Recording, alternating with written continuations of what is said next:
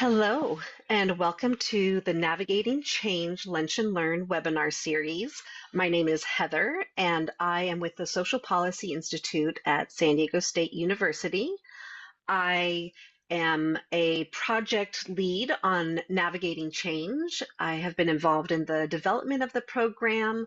I've also been serving as a family mentor for one of our current cohorts, and I'm also working to launch the program in Imperial Valley in the new year. Navigating Change is an 8-part series designed to provide professionals working with individuals with intellectual and developmental disabilities with helpful information during your lunch hour. Each webinar is about 30 to 45 minutes long, and the speakers of the series will be local professionals who have dedicated their lives and careers to supporting and advocating for those in the IDD community. This series is part of a project led by the Social Policy Institute at San Diego State University in partnership with the San Diego Regional Center and the Department of Developmental Services, focused on supporting youth ages 16 to 22 in accessing transition services. Before we get to today's topic, let's go over some brief housekeeping. Today's session will be recorded and posted to YouTube. A follow-up email will be sent to you with the link. After the session, you will be receiving a feedback survey, and we encourage you to complete the survey to provide us with helpful hints on continuing to deliver programming that matters to you. Please enter any questions you have in the Q&A box at the bottom of your screen. You are also welcome to add questions or comments in the chat, and we will be monitoring those, and we will answer all of the questions at the end of today's webinar. So today's speakers are Brenda Bayo Vasquez and Ruby Reyes from the San Diego Regional Center. They are going to be talking about gender, sexuality, and disability. They are going to be defining these concepts, explaining how they're viewed across cultures and how they intersect. They will also be talking about how families and professionals can support the identity development of their children and clients in a healthy way. So, with no further ado, I hand it over to Brenda and Ruby. Hi, everyone. Good afternoon. My name is Brenda. I'm the cultural specialist for the San Diego Regional Center. I have worked with Regional Center for almost 6 years, about 5 years and 10 months now. I did work as a service coordinator, working with transition age youth and adults for my first year, and then I transitioned into my current position.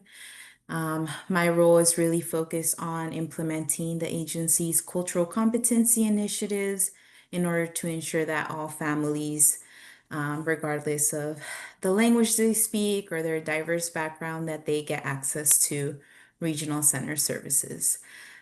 So looking forward to today. It's been a pleasure working and collaborating with San Diego State on our grant project, and I'm looking forward to any questions you guys may have, and hopefully you'll learn something new today. I'll let Ruby introduce herself now. Hi, good afternoon. My name is Ruby Reyes. I am a service coordinator with the San Diego Regional Center. I am completing my 6th year this month here with the Regional Center. I have had the pleasure of working with children, transition age youth, and currently working with adults. I also co-chaired the Sexual Health and Education Committee for me and allowed me to be here with you all today. Awesome. Thank you, Ruby. So we're going to go ahead, and we do want to hear from you all too. If you want to take a few seconds to put in the Q&A or the chat, let us know who you are, if you're a self-advocate, a family member, a professional in the field. How did you find out about today's webinar? And then maybe some things that you're hoping to learn today.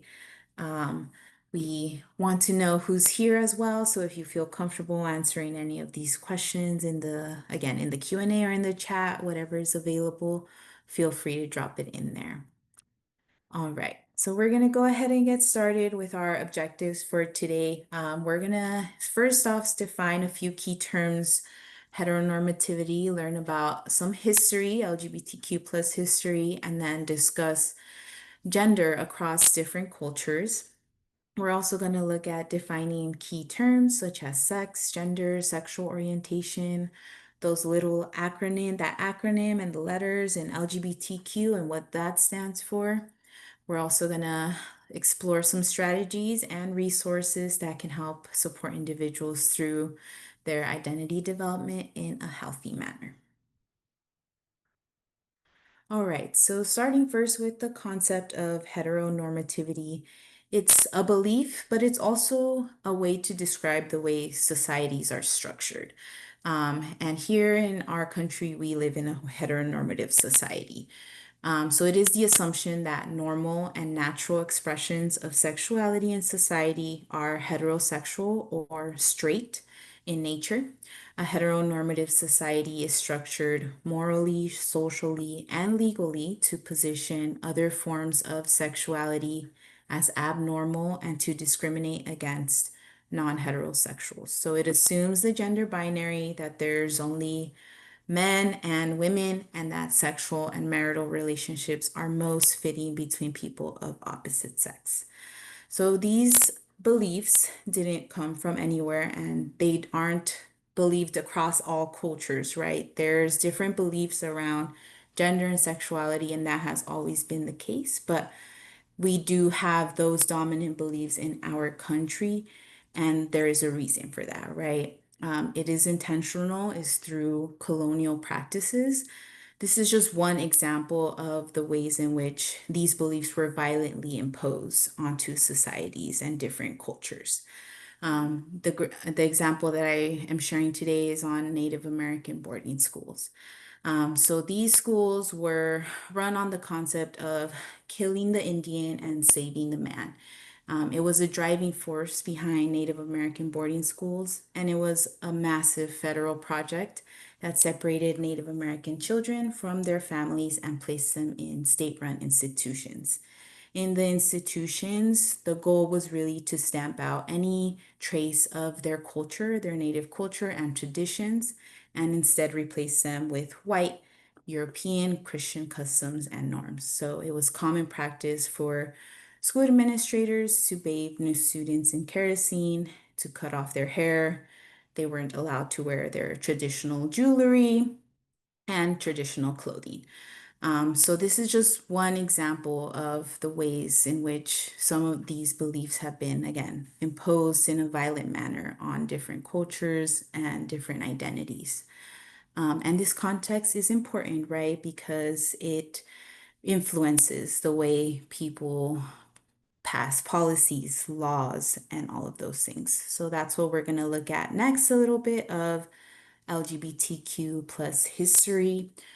There's a video that's going to go over some of the key moments in history, and it ends at around 2018. So there has been changes since that video came out, but it's a good kind of comprehensive look at what has happened. What would you do if no one cared for you? Imagine, if you're honest about who you are, you could be killed.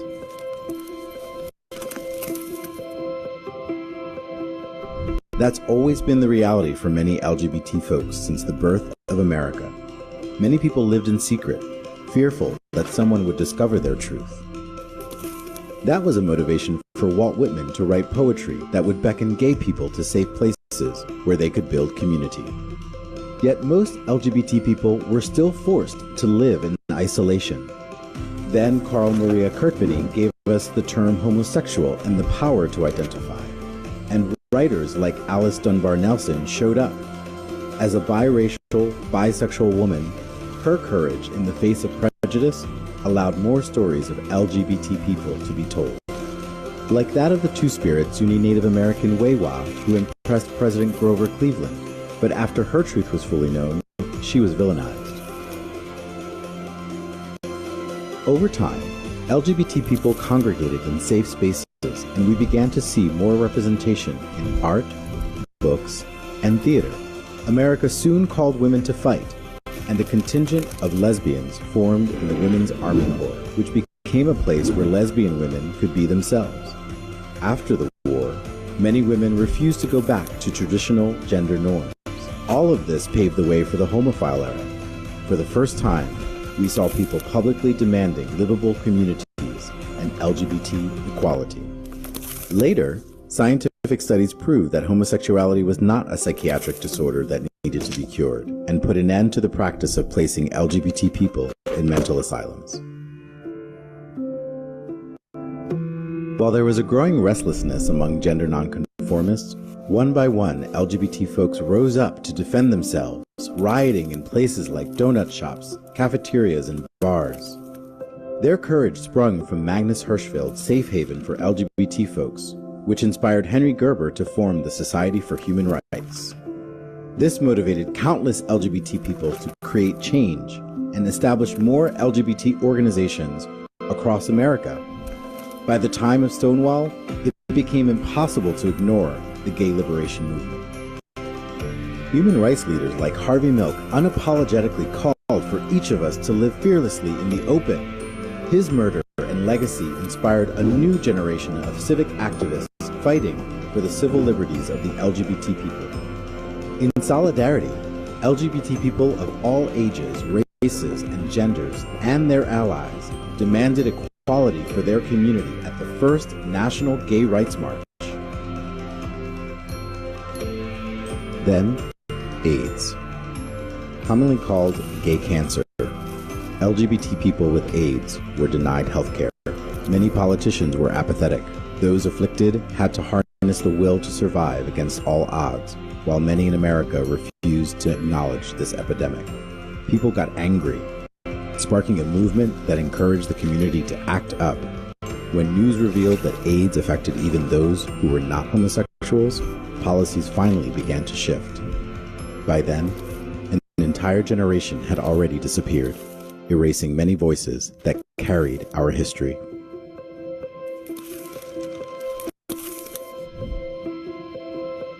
Homophobia and transphobia led to the violent loss of more lives, as gay activists lobbied for protections already offered to other people. Then legislation criminalized discrimination against LGBT folks. The military embraced gay Americans and did away with Don't Ask, Don't Tell. Gay couples gained the right to legally marry anywhere in the United States. And now LGBT elders like Marsha Wetzel are fighting and winning legal battles for housing rights, underlining that everyone deserves freedom from harassment and discrimination, especially as we age. Today, National Historic Landmarks recognize significant LGBT events as part of America's history.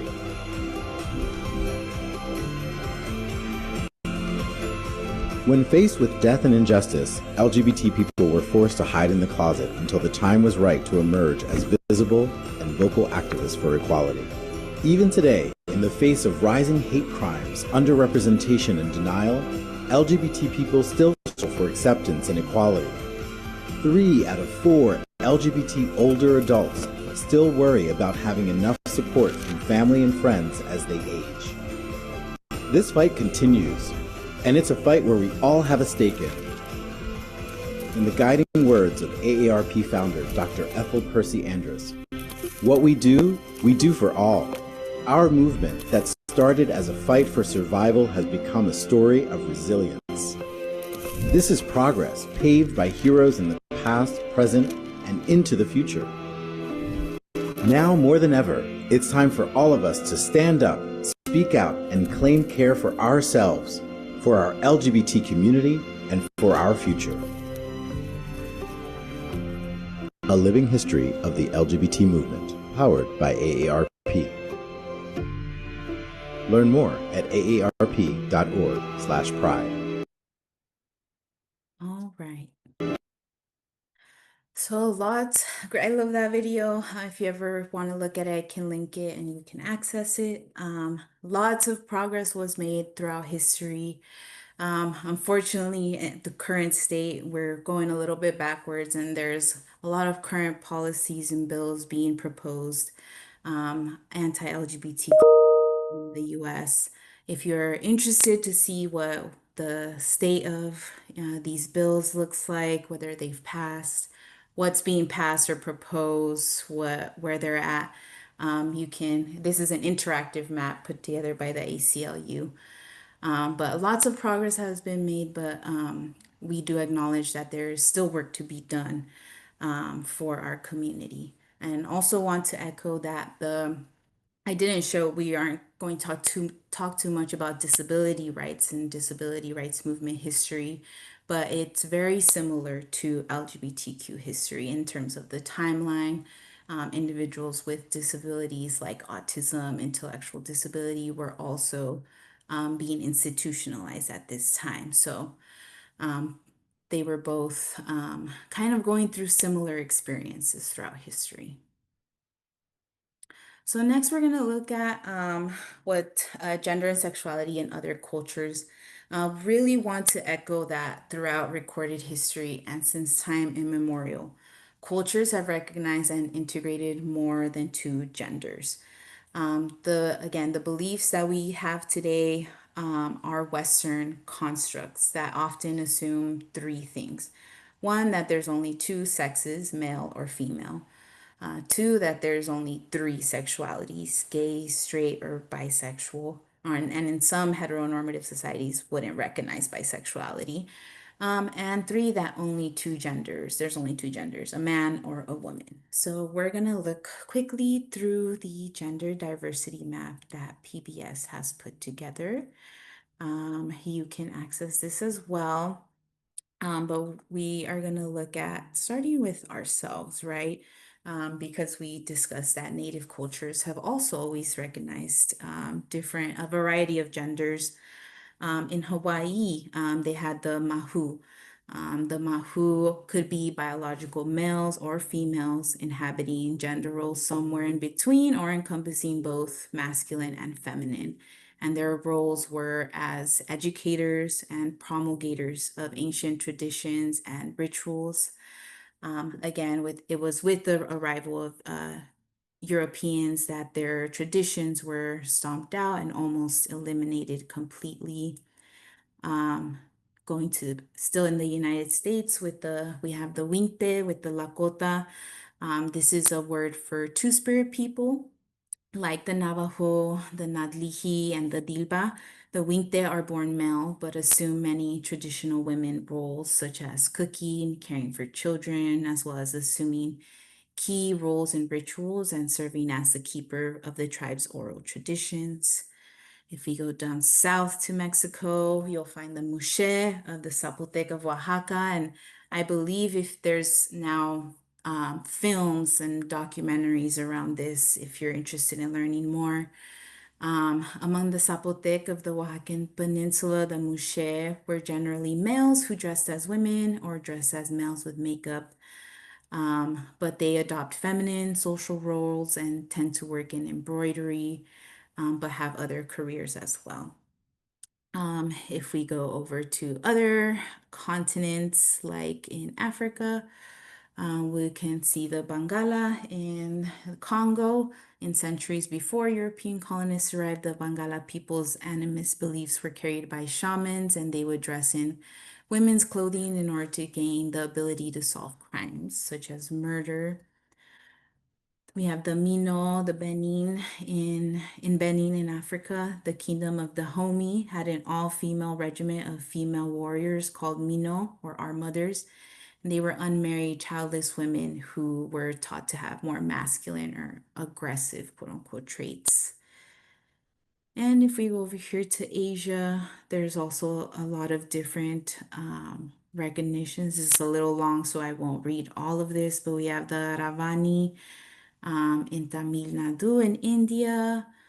If we go over here to Myanmar, they've had a third gender consisting of males who dress and take on the social role of women.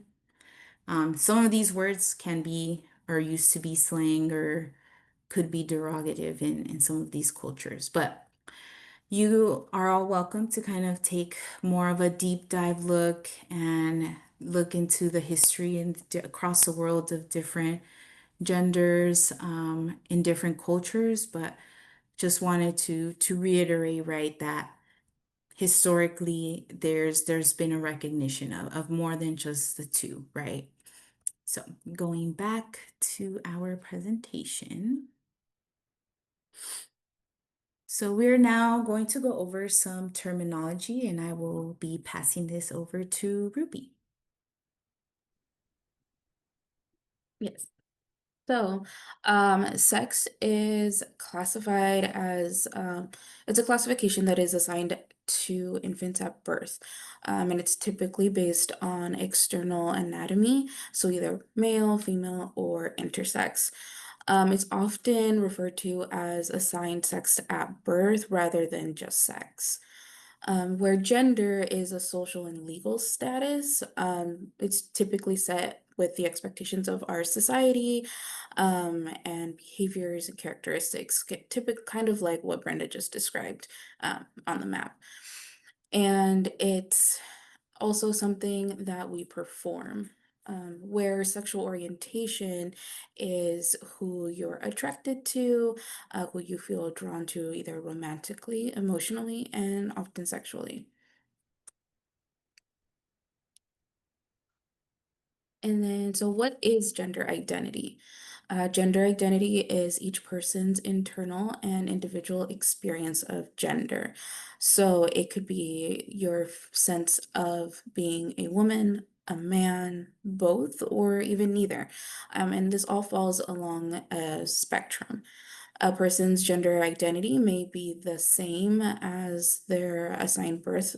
Um, this from their birth assigned sex, or it could differ. Um, so what is gender expression? This often refers to how a person presents their gender to the world. It can be done either clothing, body language, pronoun usage, their voice, or their hairstyle choices. Here's a list of some gender expressions that most of us are familiar with. So there's masculine, feminine, gender neutral, androgynous, gender conforming, and gender non-conforming. So let's dive in a little bit deeper to what each of these mean. So androgynous is a gender expression that embodies masculine and feminine elements, where feminine is an expression that typically or that embodies the social constructed and culturally specific gender behaviors that are expected of women. And their contrary part is the masculine, a gender expression that typically is socially constructed by behaviors of men that are expected of men. Where gender neutral is anything such as clothing, styles, activities, and spaces that a society or culture considers appropriate for anybody. Um, and then Gender conformity refers to the adherence of traditional gender roles and behaviors that society expects from individuals based on their assigned sex at birth. Where gender nonconformity is an expression that does not conform to the expectations of culture and society. And it's referred to as a gender variant or gender diverse or even gender creative.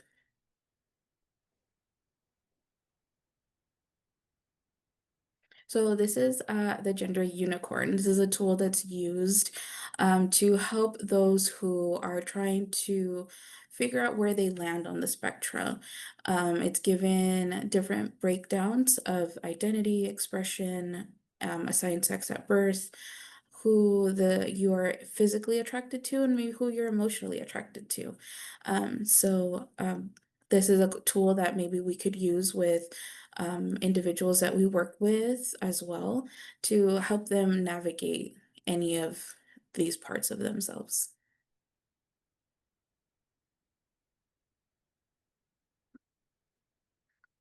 And here is a graphic that has what the LGBTQIA stands for. So it's lesbian, gay, bisexual, transgender, queer, intersex, asexual, and then others.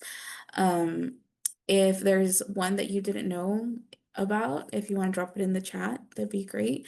Maybe we can answer some questions at the end of the presentation.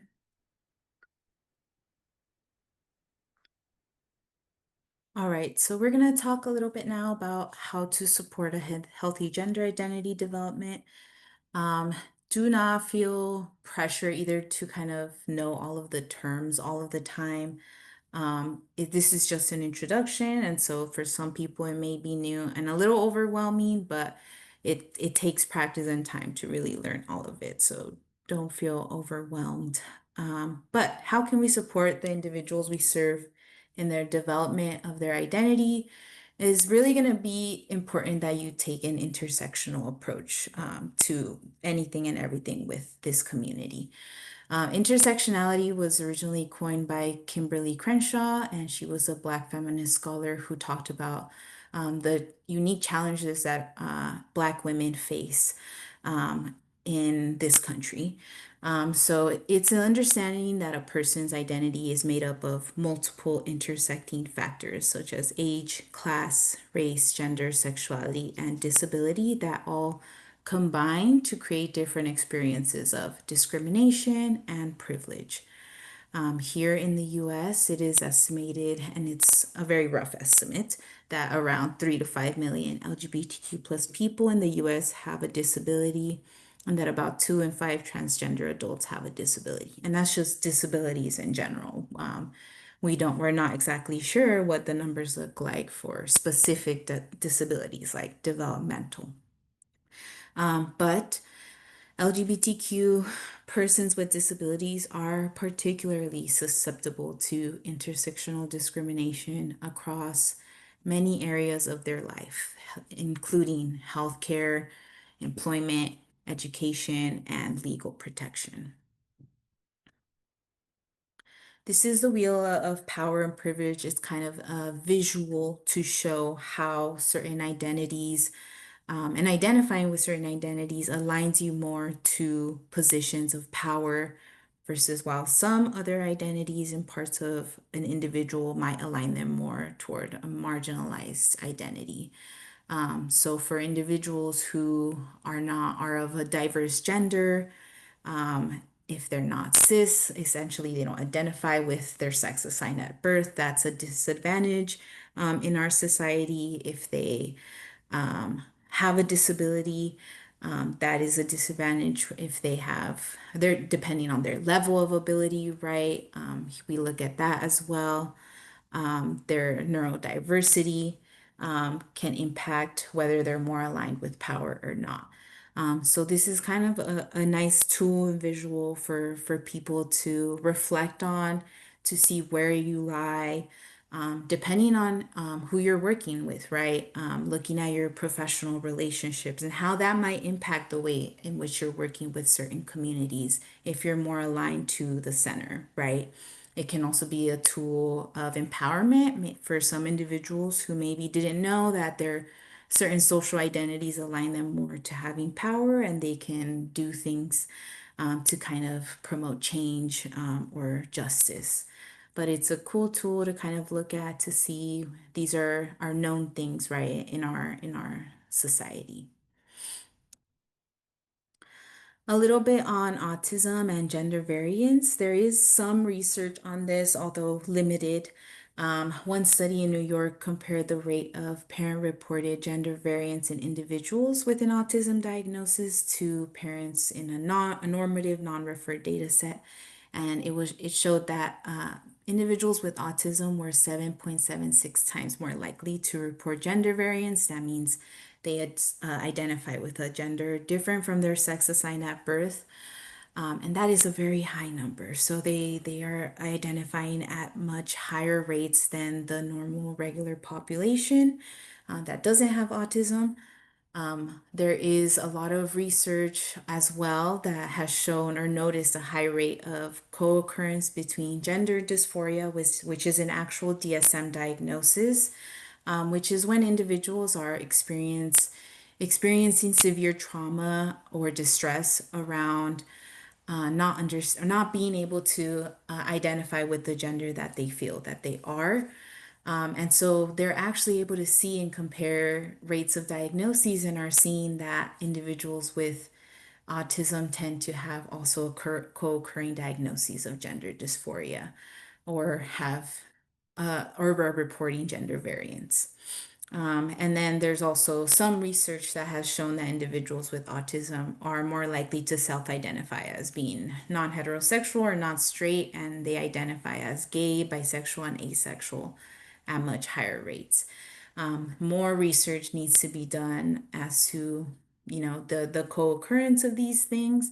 And there's not a lot out there, but there is an overlap, and we're seeing that it's very likely that if you're working with someone who has a diagnosis of autism, that they are also going to identify as being part of the LGBTQ community or are not identifying with the gender that they were assigned at birth or their sex assigned at birth. So some unique challenges at the intersection of LGBTQIA and disability.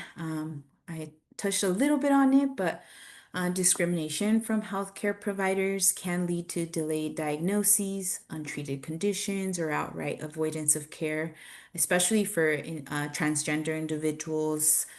There's a lot of research out there that shows that they have a lot of high levels of mistreatment in medical settings and with doctors. So if they are transgender and have a disability, that can really impact the way that they go out and seek care. Many students with disabilities receive inadequate sex education, and information about sexual orientation and gender diversity is extremely limited or non-existent. There's actually bills, if you look at the ACLU map, bills referencing education currently.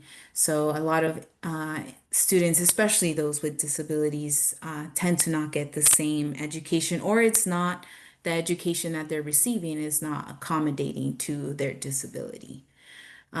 Living in supervised communal homes or with family, which is very, very common for people with disabilities. Here at Regional Center, 80% of our clients live in the family home. That can hinder an individual's ability to date, have intimate relationships, and socializing or gathering with other peers of their age. So just things to consider is that they're probably maybe experiencing more loneliness or isolation than the general community. Overall, the LGBTQ community does a good job of trying to be accessible, but there can be some oversight sometimes. Gatherings and events may overlook physical or sensory accessibility. And then individuals with disabilities, like the LGBTQIA plus community, are much more likely to be victims of police perpetrated violence. We also see individuals with autism having complicated, findings with the police as well. So that's why the Blue Envelope program exists, to promote more education around working with people with disabilities. But those are just some of the unique challenges that they face.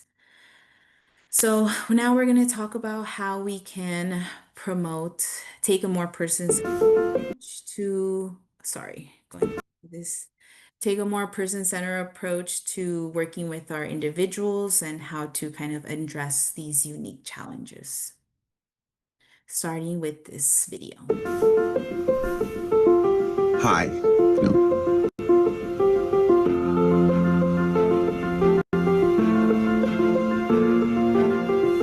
Hi, I'm Taylor.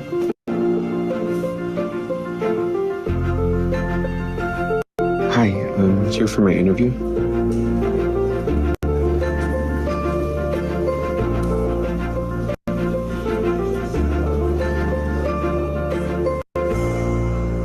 I'm Dorian and I use the pronouns he, him. Are you comfortable sharing how you would like to be addressed? Thank you for asking. I use they, them pronouns. Great. Well, I'd love to hear more about your skill set. Sure. I went to school. That's why I said. And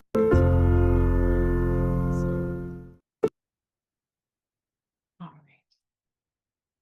Ruby? So what are your pronouns? If you feel comfortable enough to drop them in the chat, that would be a great moment to do so. So cisgender people should really lead the change by sharing pronouns. And a quick and easy way to do this is by adding them to your email signatures or even like Brenda has hers on her Zoom name. So it also normalizes the process, and it has little risk, and it actually makes a safe environment for everyone. And then we've also included a link where it explains a little bit like how to do this and why including your pronouns is one of the stepping stones to change. So to promote gender equality, and we are trying to support healthy identity development. So one way would be to start talking about gender and sexuality diversity when people are young. So using inclusive language and embracing that, and also using and teaching these common terms. Um, Another way would be to not assume someone with developmental disabilities are asexual and and to assume that they don't think about love and relationships, because it's actually quite the contrary. Um, and then also allow each person to decide what their gender expression looks like and not impose our own feelings and beliefs onto the individual before diving deep into these conversations. So acceptance and affirmation saves lives. Denial of any aspect of their intersectional identity puts adolescents and young adults at significant risk of mental health issues.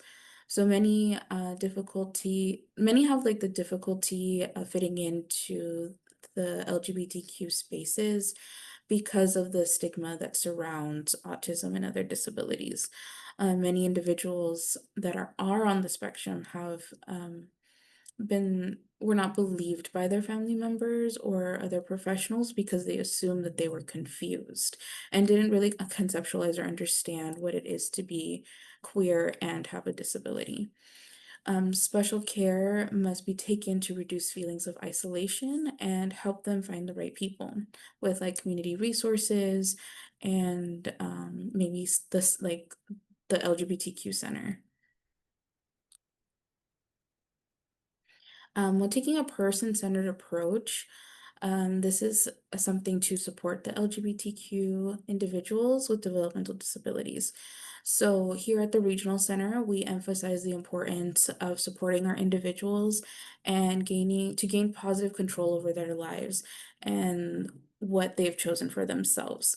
So when we have these one-on-one meetings with either the individual themselves or with their entire support system, um, we are encouraging our staff to have these conversations where the individual is leading the conversation. It allows them to identify themselves and identify any changes that need to be achieved or made to live the lives that they desire. A true person-centered approach supports the person to the fullest with their identities, not just limiting them to their disability. Value-based skills that promote this would be deep listening and respectful action. We want to encourage all people to live meaningful and fulfilling lives and to be valued for their contributions that they make to their communities.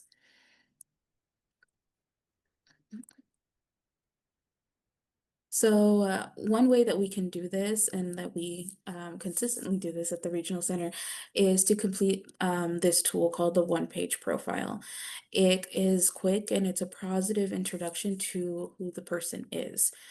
So it kind of outlines what's important to the client or the individual and what's important for them and how to best support them, whether it would be to use specific pronouns if they are going through a name change, and they're uh, and it's a good tool to use for gender affirming and a way to introduce the individuals to the agency and maybe other service providers that they will be working with in the future.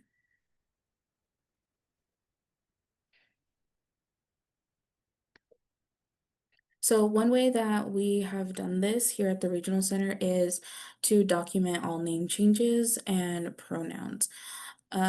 So one way we could do it is that we can put it in our Title 19 notes, which is kind of like a log of every interaction that we have with either the client or a service provider. So here we have an example where we have the gender identity and name change, where it reads, Samuel is in the process of transitioning from male to female. He will be legally changing his name to Emma Ray and prefers to be called M and will be referred to as such in the T19s from here on out and will be using she, her pronouns. M has a good circle of support and has a strong connection with her parents. So this is a positive way to continue validating the individual and assuring that anyone who is going to work with this individual understands that this individual will be referred to as M or Emma Ray and use she, her pronouns. We're also documenting it in our reports. So the introduction of each report would have something that's important to know about the individual.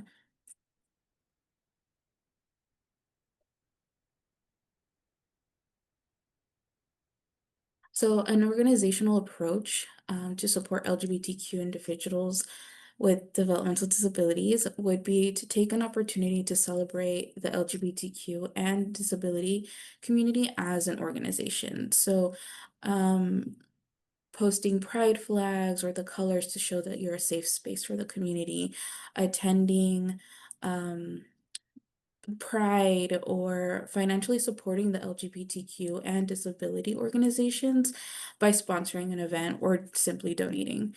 Organizations can coordinate with an LGBTQ competency training for staff to encourage these the language and learning the terminology and how to respectfully engage with these individuals. You could also hire a community specialist or collaborate with local organizations that work with these individuals of diverse backgrounds. You could also add a list of local resources to the website for easy access. It's also encouraged to ensure spaces are ADA compliant and to make sure all spaces are sensory friendly as possible. And you want to use and encourage inclusive language within your organization.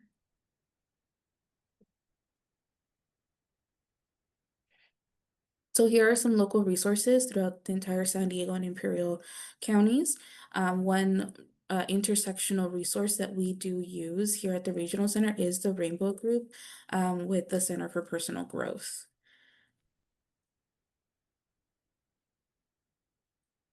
Here's also the LGBT centers around San Diego if you are looking for support there as well. Those are good places to go. I've noticed that LGBT centers are more welcoming of disability individuals nowadays. So I would recommend that any of them kind of reach out to them and try to get connected if they're looking for community. There's not a lot in Imperial County. The only one that we really know of is the Imperial Valley LGBT Resource Center, but there are some other resources, hotlines that individuals can use. Um, but this is what we have. Resources are limited, and it's especially resources that take the intersectional approach of putting it into their programming of serving LGBTQ individuals who have developmental disabilities or disabilities in general. And that is it for today. We will now take any questions. This is our contact information. I'm gonna stop sharing because I've been staring at my own PowerPoint for the whole time. But if any questions came up, feel free to let us know.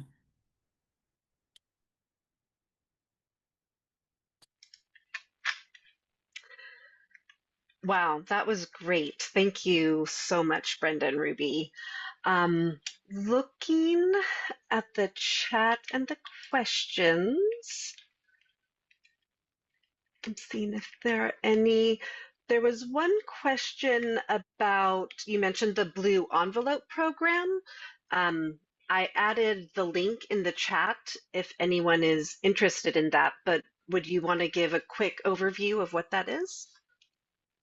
Yeah, and I don't know, I haven't done too much research into it, but we partnered with San Diego County Sheriff's Office to put together a program that to identify individuals who have disabilities or developmental disabilities on kind of like a list that the police can have. And that way, if they come across an individual who is known to have a disability, they are a little bit more mindful in their approach and how they're working with that individual. They're part of it is also training for the police department and the sheriff's office on how to work with people with developmental disabilities and disabilities in general. I think autism is a big concern with the Blue Envelope program. We see a lot of eloping and then needing individuals to get police involved, and sometimes that can be a little sticky. So that's really what it's targeted for. Yeah, and it's a great program too because it comes with like a little packet that includes a blue envelope pin that the individuals can wear, bracelets, or even like a lanyard that will be quicker to identify in the event that a family gets pulled over, the individual is in distress, that the officers are able to identify that they need to approach the individual with more caution. Mhm. Excellent. Thank you for giving that additional information. Mhm. Um, Lori has a question. What is your guidance around speaking with parents of youth who are transitioning? The it depends. If the parent is very open and wants to learn, then I would connect them to a local resource or organization. A good one that we know of is Trans Family Support Services. They do a really good job of supporting families through that are going through the transitioning process. If there's a little bit of hesitancy, or maybe the parent needs a little bit of education or not understanding too much, then that may be more of a promotora model. For example, connecting them with another parent who is going through similar situations, and they can, and it's also part of their culture and their community. So there's more willingness to kind of listen and connect and better understand experiences. We've seen the promotora model be successful, although I will say it's under research with the LGBTQ and disability. Usually I see it with Latino community and in the medical field, but I would recommend working with other parents who are advocates of this or who are passionate about topics like this and have or had children who are transitioning. Mhm. Excellent. Thank you for that. And I put a link to Trans Family Support Services in the chat as well. And I love that you highlighted the sort of the power of peer support when families are going through that transition. Um, so this was fabulous. Um, I'm looking forward to sharing this far and wide because I think this is a topic that isn't um, one that people are naturally ready to jump into. So thank you so much for your insights, the research, this really great, valuable information. And thank you to everyone who attended. Um, for those of you who attended, please keep an eye out for the follow-up email. It'll include a link to the recording of this presentation. It will also include a link to our survey. And if you could take the time to do that, we would really appreciate your feedback as that helps us develop future webinars. Speaking of which, this is our final Navigating Change Lunch and Learn webinar of 2025.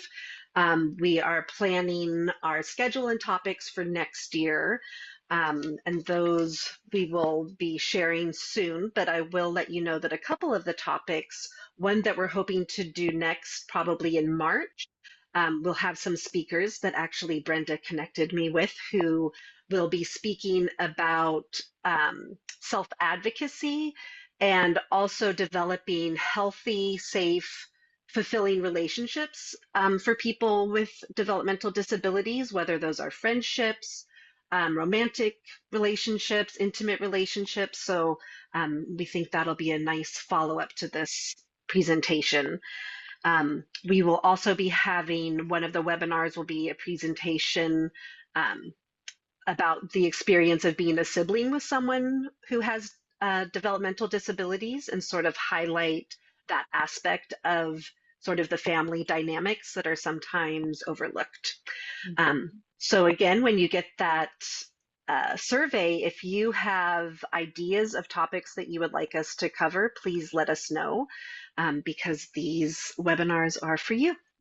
So again, thank you, Brenda and Ruby, for sharing your expertise. I can't say enough good things about this presentation.